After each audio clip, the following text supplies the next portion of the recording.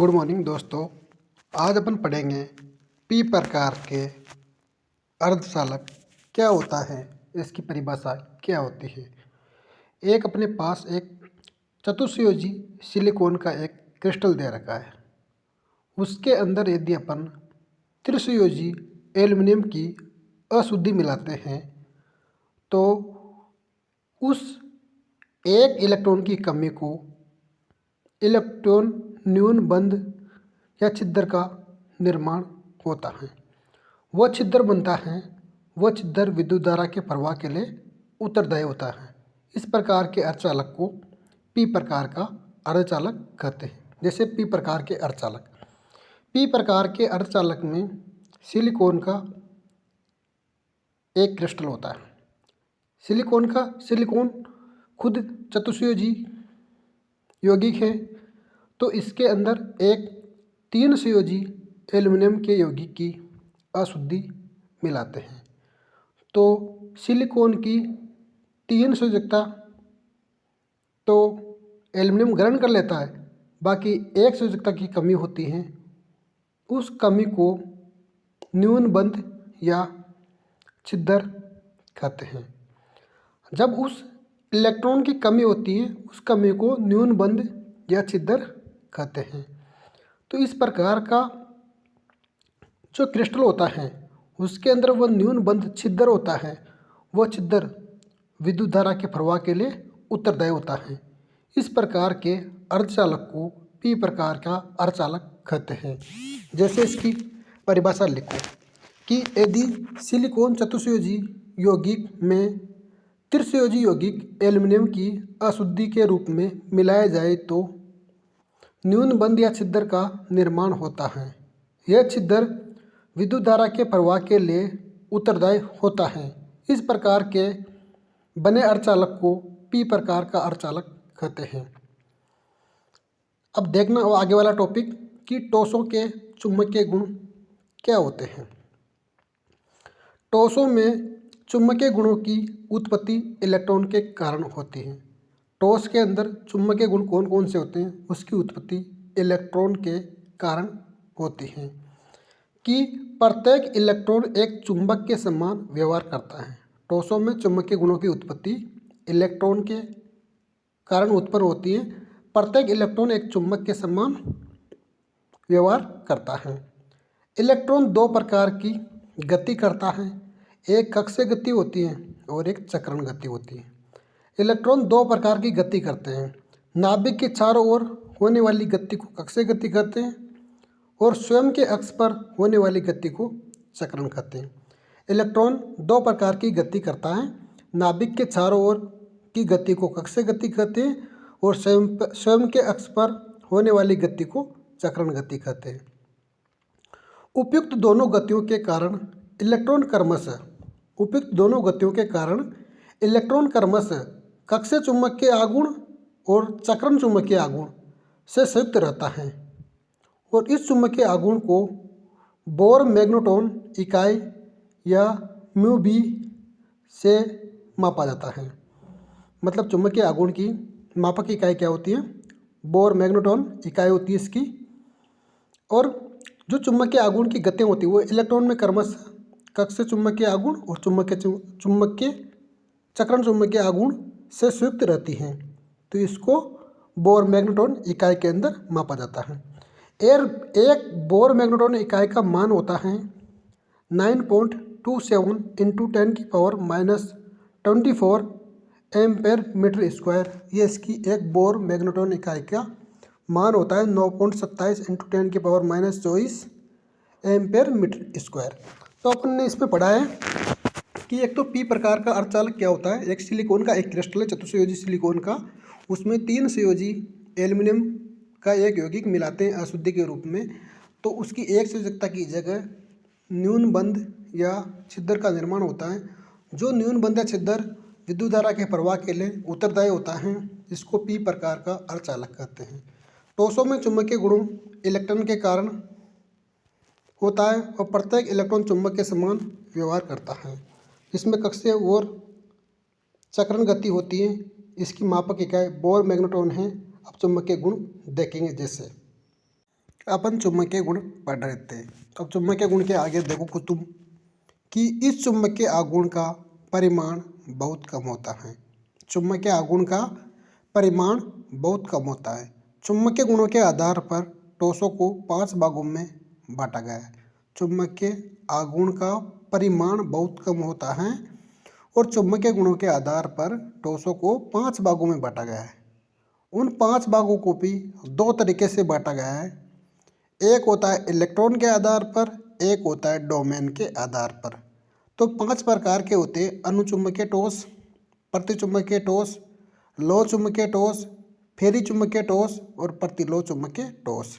तो पहले अनुचुंबकीय ठोस और प्रतिचुंबकीय ठोस को इलेक्ट्रॉन के आधार पर बांटा गया है और डोमेन के आधार पर ये 3 प्रकार के होते हैं: लो चुंबकीय ठोस, फेरी चुंबकीय ठोस और प्रतिलो चुंबकीय ठोस।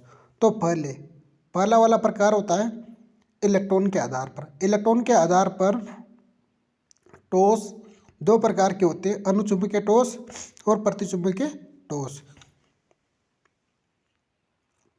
तो पहला होता है अनुचुंबकीय ठोस। अनुचुंबकीय ठोस क्या होता है? ऐसे ठोस जो चुंबकीय क्षेत्र में रखने पर दुर्बल रूप से आकर्षित होते हैं उन्हें अनुचुंबकीय ठोस कहते हैं। ऐसे ठोस जो चुंबकीय क्षेत्र में रखने पर दुर्बल रूप से आकर्षित होते हैं उन्हें अनुचुंबकीय ठोस कहते हैं। ऐसे ठोस जिनको चुंबकीय क्षेत्र में रखने पर दुर्बल रूप से आकर्षित होते हैं उन्हें अनुचुंबकीय ठोस कहते हैं तथा यह गुण अनुचुंबकत्व कहलाता है। इनमें अयुग्मित इलेक्ट्रॉन उपस्थित होते हैं अतः यह चुंबकीय क्षेत्र की ओर आकर्षित होते हैं। अनुचुंबकीय ठोस के अंदर अयुग्मित इलेक्ट्रॉन उपस्थित होते हैं अतः यह चुंबकीय क्षेत्र की ओर आकर्षित होते हैं। यह चुंबकीय क्षेत्र में चुंबक की भांति व्यवहार प्रदर्शित करते हैं। कौन? अनुचुंबकीय। यह ठोस चुंबकीय क्षेत्र की अनुपस्थिति में चुंबक का गुण खो देते हैं अतः चुंबकीय गुण इसके अंदर अस्थायी होता है। इसका एग्जाम्पल जैसे कोबाल्ट होता है, कॉपर होता है, कॉपर +2 होता है, आयरन +3 इसके एग्जाम्पल है। तो अपन ने क्या पढ़ा कि इलेक्ट्रॉन के आधार पर अनुचुंबकीय और प्रतिचुंबकीय होता है। तो अनुचुंबकीय ठोस क्या होता है? ऐसे ठोस जिसको चुंबकीय क्षेत्र में दुर्बल रूप से आकर्षित होते हैं उन्हें अनुचुंबकीय ठोस कहते हैं और इस गुण को अनुचुंबकत्व कहते हैं। अयुग्मित इलेक्ट्रॉन उपस्थित होगा तो वह चुंबकीय क्षेत्र की ओर आकर्षित होगा, उसको अनुचुंबकीय कहते हैं। चुंबकीय क्षेत्र में चुंबक की भांति व्यवहार करते हैं और यह ठोस चुंबकीय क्षेत्र की अनुपस्थिति में चुंबकीय गुण खो देता है। इस कारण अनुचुंबकीय गुण में चुंबकीय गुण अस्थायी होता है। इसका एग्जाम्पल है कोबाल्ट, कॉपर +2, आयरन +3। उसी प्रकार इलेक्ट्रॉन के आधार पर सेकंड प्रकार प्रतिचुंबकीय ठोस क्या होता है? ऐसे ठोस जो चुंबकीय क्षेत्र में रखने पर दुर्बल रूप से प्रतिकर्षित होते हैं प्रतिचुंबकीय ठोस कहलाते हैं। ऐसे ठोस जिनको चुंबकीय क्षेत्र में रखने पर यह दुर्बल रूप से प्रतिकर्षित होते हैं इनको प्रतिचुंबकीय ठोस कहलाता है। प्रतिचुंबकीय ठोस को चुंबकीय क्षेत्र में रखने पर यह दुर्बल रूप से प्रतिकर्षित होते हैं, इसको प्रतिचुंबकीय ठोस कहते हैं। इनमें युग्मित इलेक्ट्रॉन होते हैं। अनुचुंबकीय के अंदर तो अयुग्मित इलेक्ट्रॉन होते हैं और प्रतिचुंबकीय के अंदर युग्मित इलेक्ट्रॉन होते हैं।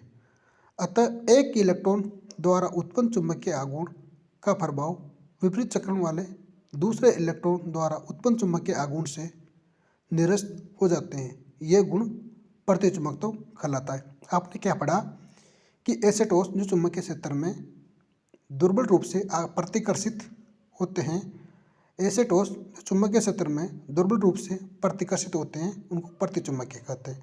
प्रतिचुंबकीय के अंदर युग्मित इलेक्ट्रॉन उपस्थित होते हैं अतः एक इलेक्ट्रॉन द्वारा उत्पन्न चुंबकीय आघूर्ण का प्रभाव विपरीत चक्रण वाले दूसरे इलेक्ट्रॉन द्वारा उत्पन्न चुंबकीय आघूर्ण से निरस्त हो जाता है अतः यह प्रतिचुंबकत्व कहलाता है। ये गुण इसके एग्जाम्पल कौन कौन से होते हैं प्रतिचुंबकीय के? एक होता है NaCl सोडियम क्लोराइड, V2O5 आदि प्रतिचुंबकीय ठोस के एग्जाम्पल हैं। अब अपन ने इलेक्ट्रॉन के आधार पर 2 पढ़ ले, एक अनुचुंबकीय ठोस और एक प्रतिचुंबकीय ठोस। अब डोमेन के आधार पर 3 पढ़ेंगे, लो चुंबकीय, फेरी चुंबकीय और प्रतिचुंबकीय। जैसे अब अपन पढ़ रहे थे इलेक्ट्रॉन के आधार पर ठोस कितने प्रकार के होते हैं, एक अनुचुंबकीय ठोस और एक प्रतिचुंबकीय ठोस। तो अब पढ़ेंगे अपन डोमेन के आधार पर ठोस कितने प्रकार के होते हैं। तो 3 प्रकार के होते हैं। तो पहला प्रकार देखो अब, लोह चुंबकीय ठोस। लोह चुंबकीय ठोस क्या होता है?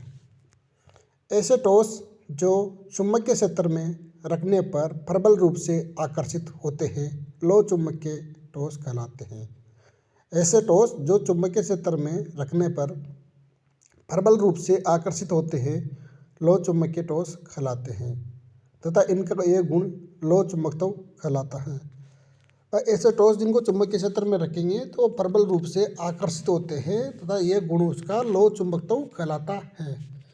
चुंबकीय क्षेत्र में यह स्थायी चुंबकीय गुण ग्रहण कर लेते हैं अर्थात इसमें स्थायी चुंबक बना सकते हैं। चुंबकीय क्षेत्र के अंदर ये लोह चुंबकीय पदार्थ स्थायी गुण ग्रहण कर लेते हैं तो ये स्थायी चुंबक बना सकते हैं। चुंबकीय क्षेत्र हटा लेने के पश्चात इनका चुंबकीय प्रभाव बना रहता है, पर चुंबकीय क्षेत्र हटाने के बाद भी इनका चुंबकीय प्रभाव बना रहता है। तो इन्होंने क्या बोला कि लोह चुंबकीय के अंदर कि ऐसे ठोस जो चुंबकीय क्षेत्र में रखने पर प्रबल रूप से आकर्षित होते हैं लोह चुंबकीय ठोस कहलाते हैं तथा इनका यह गुण लोह चुंबकत्व कहलाता है। चुंबकीय क्षेत्र में यह स्थायी चुंबकीय गुण ग्रहण कर लेते हैं तथा इन्हें स्थायी चुंबक बना सकते हैं। चुंबकीय क्षेत्र हटा लेने के पश्चात भी इनका चुंबकीय प्रभाव बना रहता है। अब इसके अंदर लोह चुंबकीय पदार्थ के अंदर एक डोमेन की परिभाषा दे रखी है। और डोमेन क्या होता है?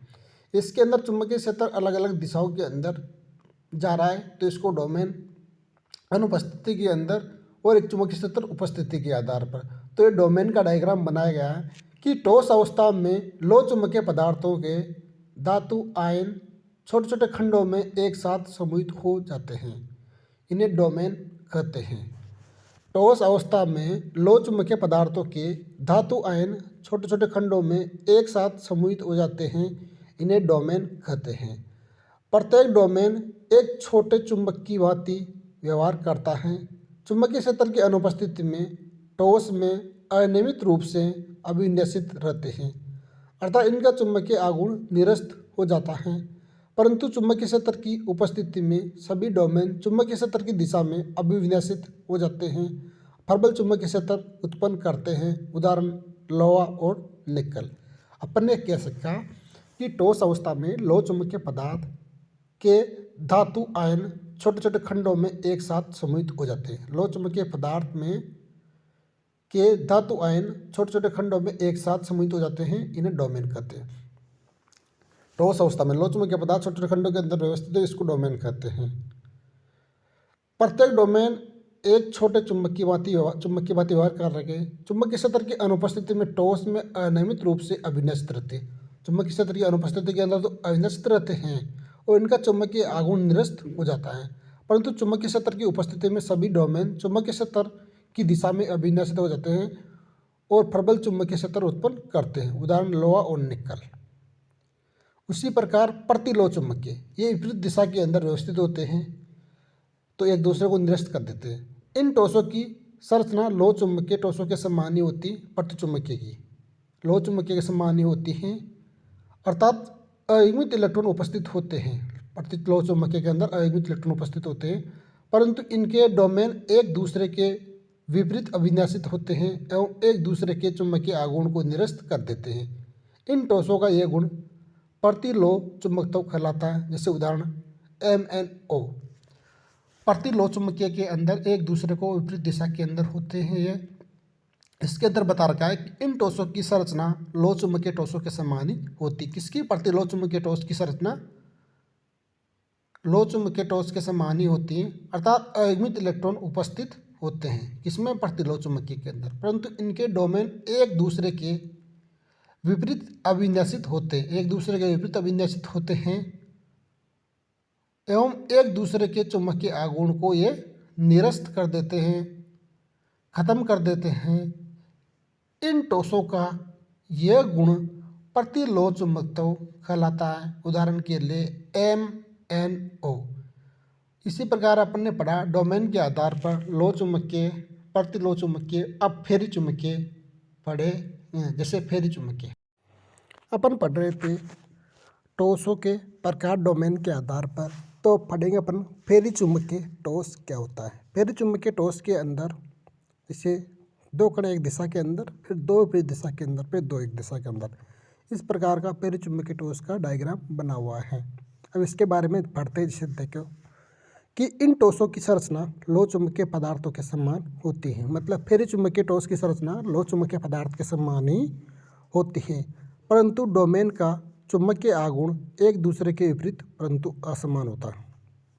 इसकी संरचना तो लोह चुंबकीय पदार्थों के समान ही होती है फेरी चुंबकीय की, परंतु डोमेन का चुंबकीय आघूर्ण एक दूसरे के विपरीत एवं असमान होता है। इनकी संरचना लोह चुंबकीय पदार्थों के समान होती है, परंतु डोमेन का चुंबकीय आघूर्ण एक दूसरे के विपरीत परंतु असमान होता है। इसलिए ये लोह चुंबकीय पदार्थ की तुलना में दुर्बल रूप से आकर्षित होते हैं। कौन? फेरी चुंबकीय। इसका एग्जाम्पल है Ap3O4। अब फेरी चुंबकीय टॉस के बारे में आपने क्या पढ़ा है कि दो कण एक दिशा के अंदर, फिर दो कण विपरीत दिशा के अंदर, फिर दो कण एक दिशा के अंदर, इस प्रकार का डायग्राम फेरी चुंबकीय टॉस का बना हुआ है। इन टॉसों की संरचना लोह चुंबकीय पदार्थ के समान ही होती है, परंतु डोमेन का चुंबकीय आघूर्ण एक दूसरे के विपरीत परंतु असमान होता है और ये लोह चुंबकीय पदार्थ की तुलना में दुर्बल रूप से आकर्षित होते हैं। इसी का एग्जाम्पल है Ap3O4। मैग्नेटाइट बोलते हैं इसको Ap3O4 को। अब इसी के साथ अपने पास टॉस अवस्था नामक चैप्टर का द एंड हो गया है। अब अपने पास सेकंड चैप्टर सॉल्यूशन के कुछ पार्ट बचे हुए थे, उनको पूरा करेंगे। आज अपने कंप्लीट टॉस अवस्था पूर्ण कर लिया है। इसी के साथ थैंक यू, धन्यवाद।